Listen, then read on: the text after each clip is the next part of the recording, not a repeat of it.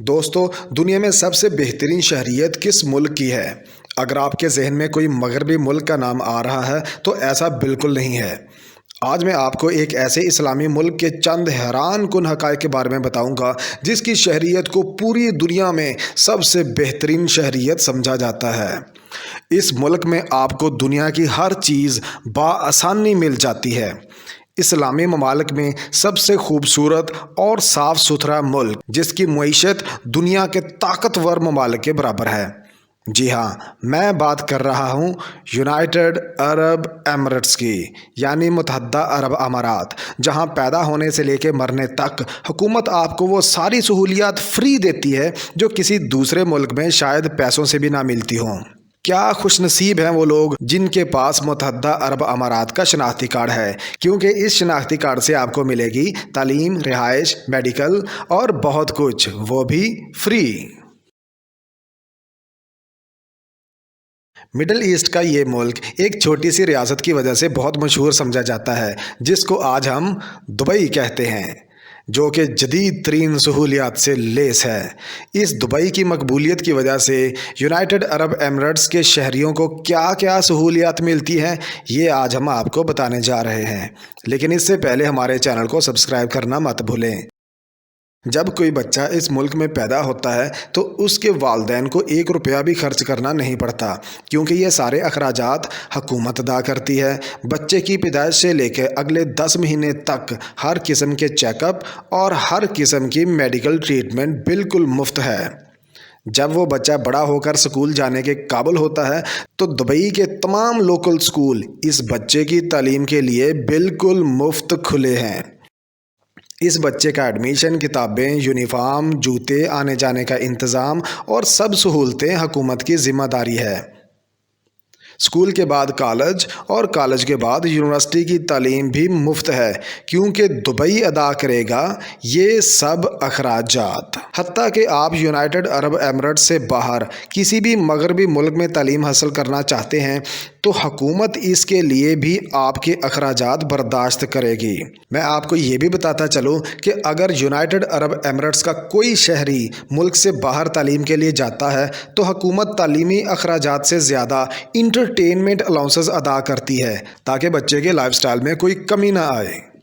اس کے بعد جب آپ کی شادی ہوتی ہے لیکن آپ شادی کے اخراجات ادا نہیں کر سکتے تو حکومت آپ کو $20,000 ادا کرتی ہے، جو کہ متحدہ عرب امارات میں شادی کے انتظامات کے لیے کافی ہے۔ شادی کے بعد آپ کو ضرورت ہے ایک چھوٹے سے گھر کی۔ اگر آپ اپنی فیملی سے علیحدہ رہنا چاہتے ہیں تو حکومت آپ کو گھر کے لیے جگہ بھی مفت دے گی، لیکن اگر آپ کے پاس اس جگہ پر گھر تعمیر کرنے کے لیے پیسے نہیں ہیں تو حکومت آپ کو اس کی تعمیر کے لیے ڈھیر ساری گرانٹ بھی دیتی ہے، اور وہ بھی فری۔ اگر آپ قرضہ لینا چاہتے ہیں تو آپ کو بغیر سود کے قرضہ فراہم کیا جاتا ہے، یعنی کہ 0 انٹرسٹ لون۔ اگر آپ کسی بڑے ہاسپٹل میں جانا چاہتے ہیں تو جناب شوق سے جائیں اور ضرور جائیں، لیکن وہ بھی فری۔ اور اس کے ساتھ میں آپ کو یہ بھی بتاتا چلوں کہ اگر آپ کوئی سرجری کروانا چاہتے ہیں جو کہ اس ملک میں نہیں ہوتی تو حکومت اپنے خرچے پر آپ کو کسی دوسرے ملک سرجری کروانے کے لیے بھی بھیج سکتی ہے۔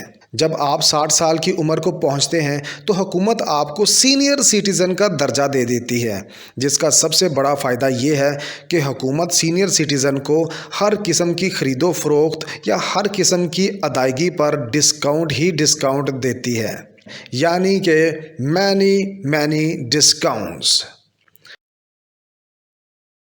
بڑھاپے کی عمر میں اگر آپ اکیلے رہنا چاہتے ہیں تو دبئی کی حکومت آپ کو فری کیئر ٹیکر بھی دے گی، جو آپ کی دیکھ بھال کے لیے 12 گھنٹے آپ کے گھر میں رہے گی۔